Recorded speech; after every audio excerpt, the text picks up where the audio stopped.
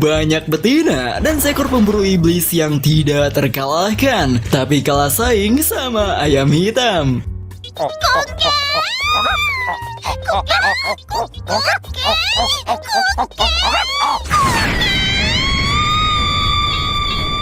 Tragedi ini berawal di suatu malam ketika Keiji bertemu dengan seekor betina yang memikat hatinya. Ritual skidi papap terjadi pada saat itu, dan suara yang keluar menjadi bukti cinta mereka di malam yang panas ini. Tapi dia tetaplah seekor ayam. Ketika sudah merasa senang, Keiji memutuskan untuk pergi meninggalkan si betina. Tentu si betina merasa sudah dipermainkan, tapi Keiji bilang kalau dia hanya kalah pada nalurinya dan pergi meninggalkan pacarnya itu.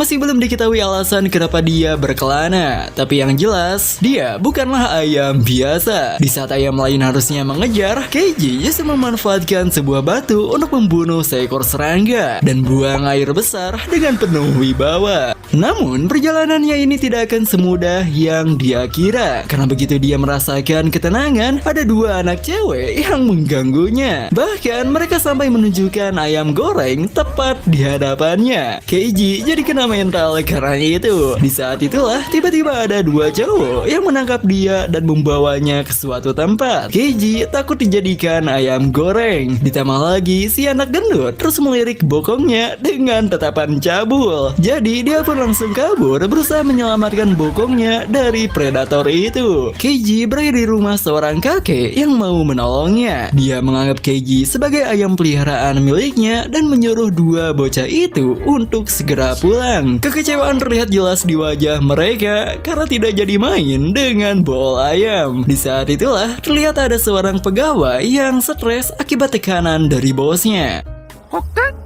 Kakek itu ternyata hanya tinggal sendirian setelah kepergian istrinya. Dia menyesal karena waktu dulu dia hanya sibuk bekerja dan tidak meluangkan waktu bersama dengan istrinya. Akibatnya dia pun merasa kesepian, bahkan ngobrol dengan seekor ayam. Kisah si kakek telah mengingatkan Keiji dengan kenangan terburuknya, yang dimana waktu itu ada siluman iblis yang menghancurkan kandang miliknya. Keiji terluka cukup parah sampai tidak bisa bangkit, sedangkan Sarah yaitu adik dari Keiji dimakan oleh iblis itu tepat di matanya.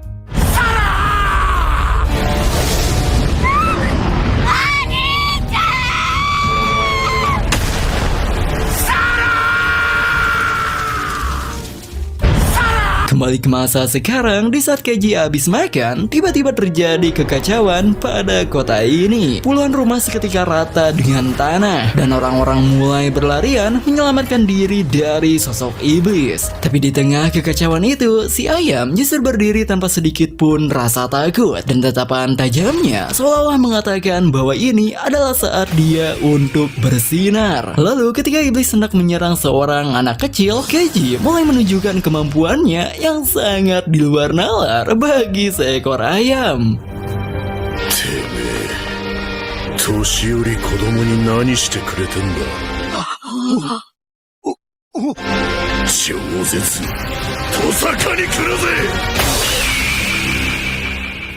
Pertarungan paling menegangkan akan segera terjadi di mata kalian, yang tidak lain adalah Keiji yang menantang iblis dalam duel 1 lawan 1. Keiji sebenarnya tidak yakin bisa mengalahkannya, tapi ingatan tentang adiknya telah memberikan dia alasan untuk melawan. Dan di saat itulah musuh tiba-tiba melemparkan sebuah mobil ke arahnya. Satu serangan yang memulai pertarungan ini. Keiji beralih ke arah iblis itu sambil menghindari semua serangannya. Ukurannya yang kecil memberikan keuntungan bagi Keiji. Keiji menggunakan teknik cekar kilat. Dia bergerak dengan sangat cepat dan menghancurkan fokus dari musuh. Sedangkan orang-orang di sana mulai bertanya siapa sebenarnya makhluk berbulu ini. Sedangkan Keiji telah mendominasi pertempuran. Dia menaiki tubuh musuhnya lalu menggunakan paruh bengkoknya yang membutakan penglihatan dari musuh. Dan sekarang dia hanya tinggal menghabisinya. Keiji mengumpulkan udara dalam empedunya, lalu mengeluarkannya kembali menciptakan sebuah serangan mematikan yang dinamai jurus Cekuruku.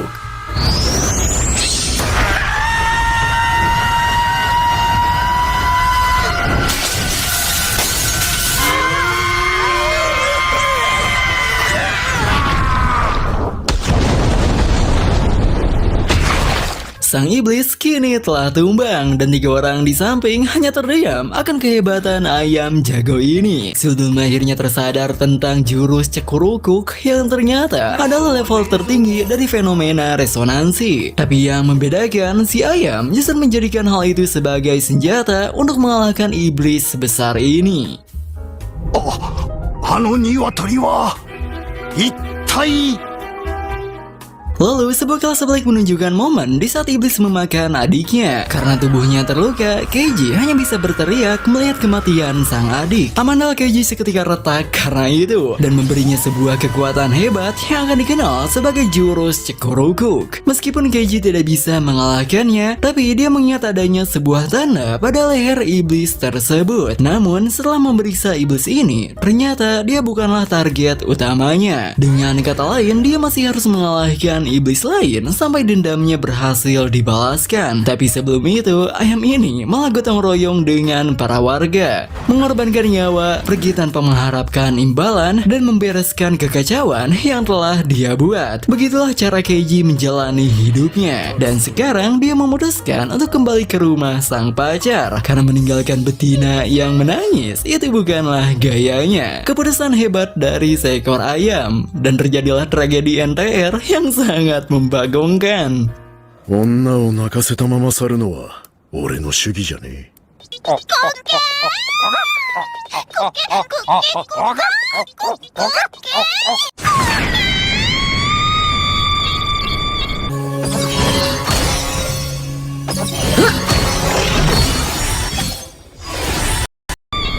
Pengen nangis, tapi salah dia sendiri yang ninggalin si betina. Jadi dia memutuskan untuk jadi bajak laut. Sementara itu di taman, terlihat ada seorang yakuza yang menjual anak ayam. Wajah seram tapi jualnya ginian. Hasilnya ayamnya itu tidak ada yang laku. Karena setiap ada yang mau beli, mereka langsung kabur karena melihat wajah seramnya.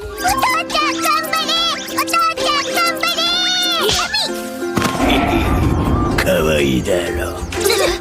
Lalu saat di rumah, yakuza ini memberikan pakan untuk ayam jualannya. Namun ada satu ayam yang tidak kebagian karena tubuhnya yang kecil. Jadi yakuza ini memisahkan ayam yang bernama Siti itu dan berharap agar Siti bisa tumbuh besar. Siti pun mulai tersentuh dan menganggap dia sebagai ayahnya. Di saat ayahnya itu mabuk sambil nonton film yakuza, Siti duduk tenang di pangkuannya. Sebuah tato yang menjadi ciri khas anggota yakuza menarik perhatian dari Siti. Jadi dia meminta untuk dibuatkan tato juga.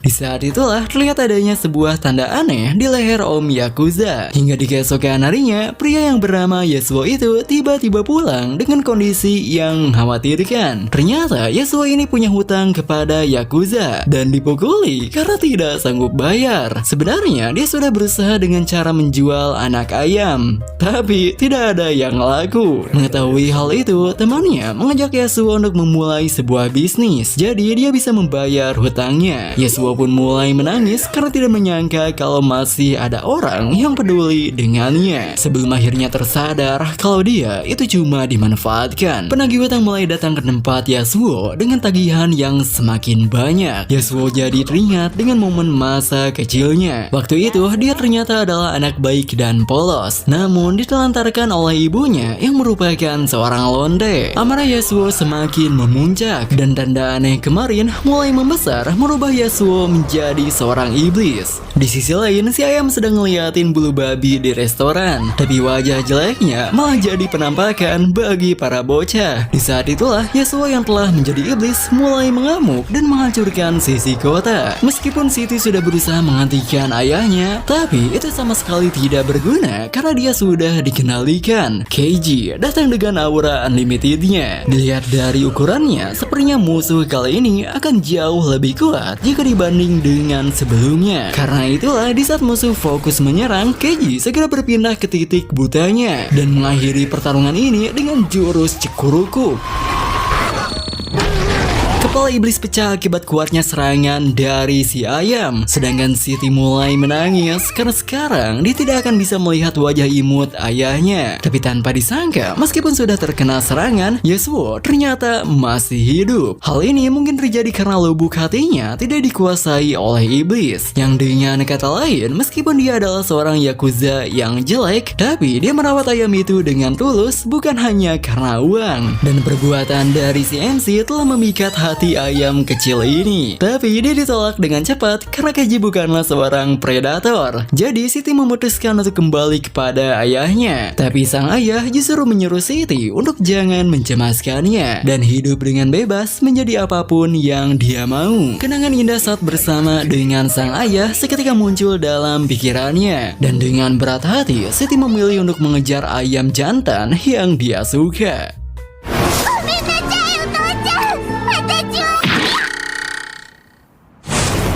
ついてくるな。俺はヘドが出るほどガキが嫌いなんだ。 Sekarang penggemar Keiji sudah bertambah. Di saat dia sibuk melawan monster, Siti menyemangatinya dari kejauhan. Namun karena dia terus menggunakan jurus pamungkasnya, Keiji mulai kehabisan tenaga. Siti berlari ke arahnya untuk menolongnya, tidak sadar tentang musuh yang belum mati. Untungnya Keiji berhasil menyelamatkannya di saat yang tepat. Meskipun sekarang dialah yang jadi terluka. Kekacauan ini menarik perhatian orang-orang. Jadi agar dia tidak disembelih, Siti berusaha untuk membawanya ke tempat yang aman. Tidak hanya itu, dia juga merawat Keiji dan membawakan dia makanan.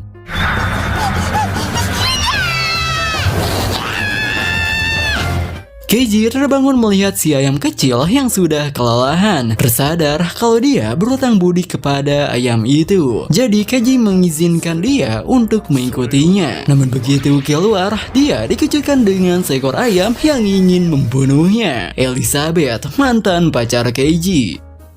相変わらずね、刑事。でもありがとう。お前は誰だ？ Waktu masih menjadi telur, Elizabeth sudah dipelihara oleh orang kaya. Di saat ayam lain diberi pakan layar, dia disuguhkan dengan makanan kelas atas. Dia diajari berbagai hal dan diperlakukan layaknya anak bangsawan. Tapi di tengah ketenangan itu, iblis muncul menyerang kediamannya. Dan Keiji datang sebagai penyelamat. Tidak hanya mengalahkan iblis, aura kejantanan dari Keiji juga berhasil memikat hati Elizabeth. Kisah cinta ayam ini pun terus berlanjut sampai mereka berkencan di pantai. Dan di malam itulah, dengan ditemani suara ombak, mereka mulai merajut cinta. 波の音を聞きながら私はあなたに抱かれた。ああ、刑事。 Cantik, kaya, dan perhatian. Tipe betina yang sulit untuk didapatkan. Tapi Keiji ingat kalau alasan dia lahir adalah untuk menjadi seekor pemburu iblis. Jadi dia pun pergi setelah merasa puas. Air mata mulai jatuh memenuhi bulu Elizabeth. Dan rasa sukanya perlahan berubah menjadi sebuah dendam. Dia membuat sebuah alat listrik dan pergi berkelana demi membalaskan dendamnya kepada Keiji. Dan sekarang ayam itu ada di hadapannya. Tak ingin menyanyiakan kesempatan, Elizabeth langsung menerjang ke arah Keiji dan terus mengayunkan batang panjangnya. Tapi Keiji masih bisa menghindari semua serangannya itu dan balik menyerang dengan ceker besarnya.